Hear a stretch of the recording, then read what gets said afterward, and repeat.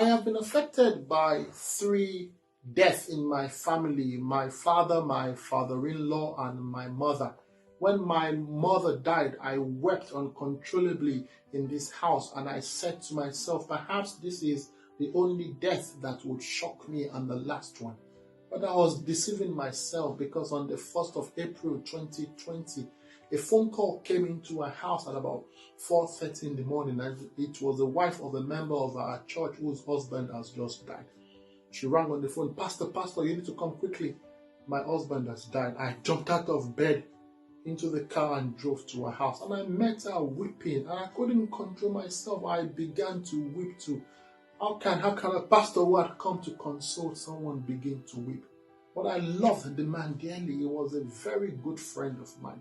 And as I prepared to bury him, as I prepared to lead and preach at his funeral, I have come to the realization that the comfort that we give to people in times of sorrow is the comfort that Christ himself has gifted us. And that was very evident when Lazarus' sister had the exchange with Jesus in John 11. Jesus told her, I am the resurrection and the life.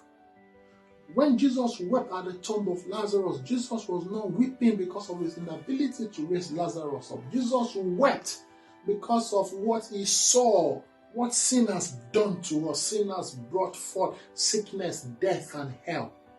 And this realization and what Jesus Christ has done, granting us salvation, helps me with a renewed hope that one day, in the not too distant future, I will see my brother in his glorified body. He will not have cancer, he will not have dementia, he will not be bedridden, he will not be using a walking stick. His body will be whole. And perhaps my brother and I and other brothers and sisters who have died in Christ, we would rise up and then sing. Revelation 4:11, thou art worthy, O Lord, to receive glory, honor, and praise. For you have created all things, and for your pleasure they are and were created. One day, our biblical faith will become biblical sight, and we will see Jesus in all his glory and majesty and splendor.